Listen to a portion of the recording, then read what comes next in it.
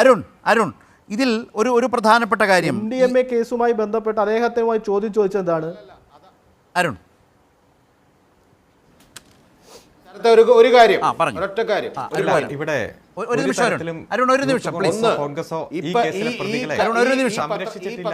അരുൺ ഒരു നിമിഷം എന്തോന്ന് കൂട്ടിച്ചേർക്കാം. പത്രസമ്മേളനത്തില് ഈ പറയുന്ന MDMA-യുമായി ഈ പത്രസമ്മേളനത്തിൽ MDMA-യുമായി ബന്ധപ്പെട്ട ഒരു ചോദ്യം വന്നപ്പോഴാണ് നിങ്ങൾ ഈ പറഞ്ഞ പോലെ പ്രസംഗിക്കരുത് എന്ന് പറയുന്ന പരിഹസിക്കുന്ന മറുപടി മുഖ്യമന്ത്രി നടത്തിയത്. മുഖ്യമന്ത്രിയുടെ പതിവ് ശീലമാണിത്. ഇതിനു മുമ്പ് ഇതേപോലെ തന്നെ ഒരു മാധ്യമ പ്രവർത്തകൻ മുമ്പത്തെ വാർത്താ സമ്മേളനത്തിലിരുന്ന് നിങ്ങൾ ഈ പറഞ്ഞ പോലെ ബൈമിയ കോഫിയുടെയൊക്കെ ഷോപ്പ് മറ്റേ ഓഫീസ് ഉദ്ഘാടനം ചെയ്യാൻ പോകുമ്പോൾ അവിടെ നിന്ന് 35 മിനിറ്റ് ഒന്ന് യാത്ര ചെയ്തിട്ടുണ്ടെങ്കിൽ 5 മരണങ്ങൾ നടന്ന സ്ഥലത്തെത്തുമായിരുന്നു, ആ മരണ വീട്ടിലൊന്ന് പോകാമായിരുന്നില്ല എന്ന് ചോദിച്ചപ്പോഴും അദ്ദേഹം പറഞ്ഞ മറുപടി എന്ന് പറയുന്നത് നിങ്ങൾ ഇവിടെ വന്ന് നിന്ന് പ്രസംഗിക്കുമെന്നാണ്. ഇതേ വാചകമാണ് പറഞ്ഞത്. യെസ് അരുൺകുമാർ. ഇവിടെ ബഹുമാനപ്പെട്ട കോൺഗ്രസ് പ്രതിനിധി പറഞ്ഞു ഒരു തരത്തിലും ഈ കേസിലെ പ്രതികളെ സംരക്ഷിച്ചില്ല എന്ന്. ഈ OJ ജിനീഷ് ഇപ്പോഴും യൂത്ത് കോൺഗ്രസിന്റെ സംസ്ഥാന പ്രസിഡന്റ് തന്നെയല്ലേ ബഹുമാനപ്പെട്ട മന്ത്രി?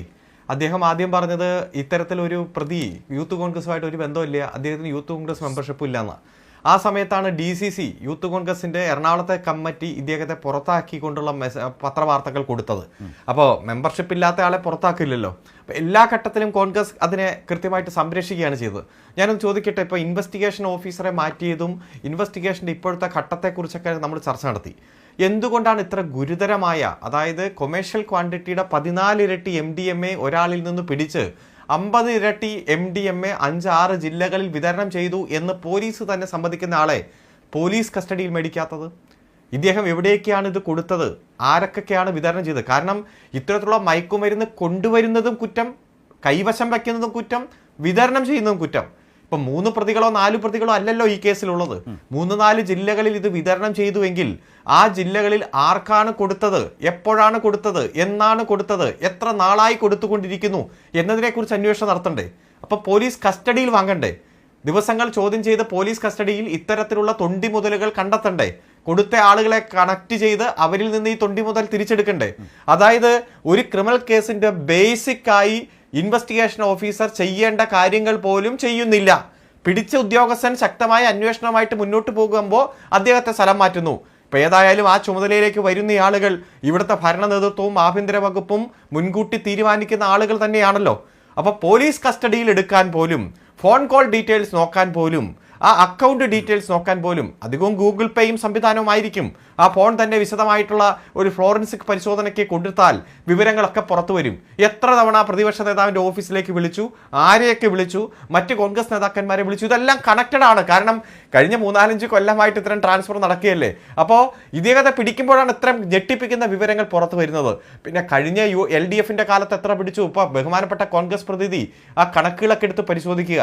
ഒരു വർഷം 25,000-ഉം 30,000-ഉം എല്ലാം ഇത്തരത്തിൽ മയക്കുമരുന്ന് കേസുകൾ പിടിച്ച വർഷമാണ് 2024-25 ഇപ്പോൾ ഓപ്പറേഷൻ തൂഫാൻ തുടങ്ങിയത് ഇപ്പോഴാണ്. അതൊരു ക്യാമ്പയിൻ്റെ പേരാണ്. അപ്പം അതുകൊണ്ട് ഈ കേസിലെ പ്രതികളെ സംരക്ഷിക്കുന്നത് ഭരണ നേതൃത്വമാണ്.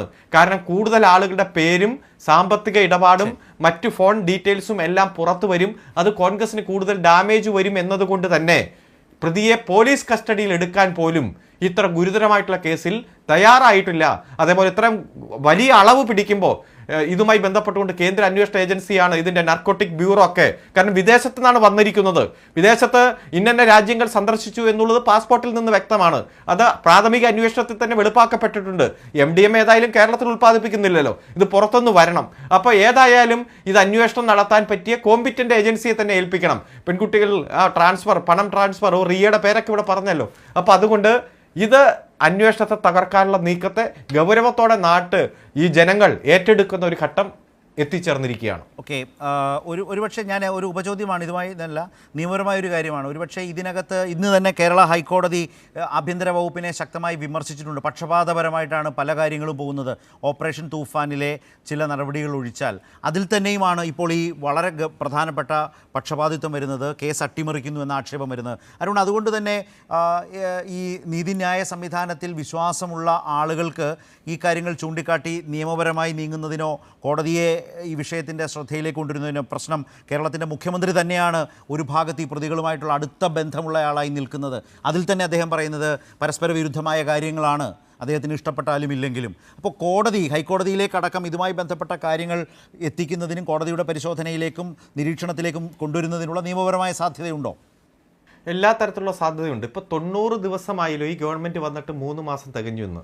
ആ 3 മാസത്തിനിടയിൽ എത്രയോ ആരോപണങ്ങൾ, ഇപ്പോൾ ഹൈക്കോടതി തന്നെയാണ് പറഞ്ഞത്, ഒരു DYSP റാങ്കിലുള്ളയാൾ ഒരു പ്രധാനപ്പെട്ട ഒരു വിദ്യാർത്ഥി ആത്മഹത്യ ചെയ്യാൻ കാരണമായ, ശരിക്കും പറഞ്ഞ ഒരു സ്റ്റേറ്റ് സ്പോൺസേഡ് മർഡർ എന്ന രൂപത്തിൽ തന്നെയാണ്. അപ്പോൾ ആ ഒരു മാനേജ്മെൻറ്റ് സ്പോൺസേഡ് മർഡർ എന്ന രൂപത്തിൽ തന്നെയാണ്. അപ്പോൾ ആ മാനേജ്മെൻറ്റിൻ്റെ ഏറ്റവും പ്രധാനപ്പെട്ടയാൾ അദ്ദേഹത്തെ രക്ഷിക്കാൻ DYSP ഒരു അറസ്റ്റ് ചെയ്യുമ്പോൾ പാലിക്കേണ്ട മാനദണ്ഡങ്ങൾ മറന്നു പോകുന്നു. എന്തിനാണ് അറസ്റ്റ്? ആ ബന്ധപ്പെട്ട ബന്ധുക്കളെ അറിയിക്കണം. അത്തരം കാര്യങ്ങൾ വരെ മറന്നു പോകുന്ന സാഹചര്യം നമ്മൾ കാണുകയാണ്. ഇപ്പോൾ TG മോഹൻദാസിനെ അറസ്റ്റ് ചെയ്തപ്പോൾ നമ്മൾ കണ്ടില്ലേ, 7 വർഷം വരെയുള്ള തടവ് കിട്ടുന്ന കേസിൽ മുൻകൂർ നോട്ടീസ് കൊടുക്കണം, BNS പ്രകാരവും പഴയ CRPS പ്രകാരവും. അപ്പോൾ ആ നോട്ടീസ് കൊടുക്കാൻ മറന്നു പോകുന്നു. അങ്ങനെ മറന്നു പോകുന്ന സാഹചര്യം ഇപ്പോൾ ഹൈക്കോടതി കൃത്യമായിട്ട് ഓർമ്മിപ്പിച്ചു. ആകെ കേരളത്തിൻ്റെ ആഭ്യന്തര വകുപ്പിൻ്റെ ഒരു നേട്ടം എന്ന് പറഞ്ഞാൽ പുനർജനി പദ്ധതിയുമായി ബന്ധപ്പെട്ടുകൊണ്ട് മുഖ്യമന്ത്രി VD സതീശനെതിരെ നടന്ന അന്വേഷണം, അത് വിജിലൻസ് തന്നെ അത് ഒരു ഘട്ടത്തിൽ കഴമ്പുണ്ട്, ഞങ്ങൾക്ക് ഇത്രയും അന്വേഷിക്കാൻ പറ്റൂ, വിദേശത്ത് നടന്ന ട്രാൻസാക്ഷനാണ്, അതുകൊണ്ട് FCRA നിയമപ്രകാരം കേന്ദ്ര അന്വേഷണ ഏജൻസികൾ അന്വേഷിക്കണം എന്ന് പറഞ്ഞു. ഭരണം മാറിയപ്പോൾ അതേ വിജിലൻസ് തന്നെ അതേ അന്വേഷണത്തിൽ തന്നെ പറയുന്നു ഇതിൽ ഇനി ഞങ്ങൾക്ക് ബുദ്ധിമുട്ടാണെന്ന് പറയുന്നു. അത് വിജിലൻസ് കോടതിയിൽ റിപ്പോർട്ട് കൊടുക്കുകയല്ല, ബഹുമാനപ്പെട്ട ആഭ്യന്തരമന്ത്രി തന്നെ പത്രസമ്മേളനം നടത്തി മുഖ്യമന്ത്രിക്ക് വൈറ്റ് വാഷ് അടിച്ചു കൊടുക്കുന്ന ഒരു സാഹചര്യം കണ്ടു എന്നല്ലാതെ ഈ 90 ദിവസത്തിനുള്ളിൽ എത്രയോ വിമർശനങ്ങളും യൂട്ടേണുകളുമാണ് ആഭ്യന്തര വകുപ്പിന് ഉൾപ്പെടെ വന്നത്. ഇപ്പം ഞാൻ മറ്റൊരു ചാനലിൽ നിന്നാണ് വരുന്നത്. ആ ചാനലിൽ ചർച്ചയുടെ ഭാഗമായി ഒരു സുഹൃത്ത് പറയാണ്, ഈ 13 വയസ്സുള്ള ഒരു പെൺകുട്ടി ഇന്ന് മുത്തശ്ശനെ കൊലപ്പെടുത്തി. ആ കുട്ടിക്ക് 3 വയസ്സേ ആയുള്ളൂ LDF ഗവൺമെൻറ് വരുമ്പോൾ. 10 കൊല്ലം വളർന്നത് LDFിൻ്റെ കാലത്തല്ലേ എന്നതാണ് ഒരു ഡിഫൻസ് പറയുന്നത്. ഒന്ന് ആലോചിച്ച് നോക്കുക. അത്തരത്തിലൊക്കെ വിചിത്രമായിട്ടുള്ള ന്യായം LDF സർക്കാരിൻ്റെ ഭരണകാലത്തുമായിട്ട് താരതമ്യപ്പെടുത്താൻ ഒരു അസാമാന്യമായിട്ടുള്ള തൊലിക്കെട്ടിയോടെ ചില രംഗത്ത് വരുന്നൊരു കാര്യം കാണുകയാണ്. ഏതായാലും എല്ലാ നിയമപരമായിട്ട് കോടതിയുടെ ശ്രദ്ധയിൽ ഈ വിഷയം കൊണ്ടുവന്നാൽ കോടതി ഇടപെടും. വളരെ ഗൗരവമായിട്ടുള്ള കേസാണ്. കോടതിയുടെ മേൽനോട്ടത്തിൽ തന്നെ ഒരു അന്വേഷണ ഏജൻസിയെ കൊണ്ട് അന്വേഷിപ്പിക്കുന്നത് ഉൾപ്പെടെ കോടതിക്ക് ഉചിതമായിട്ടുള്ള തീരുമാനം ഇതിൻ്റെ പുറത്തെടുക്കാവുന്നതാണ്. ശരി.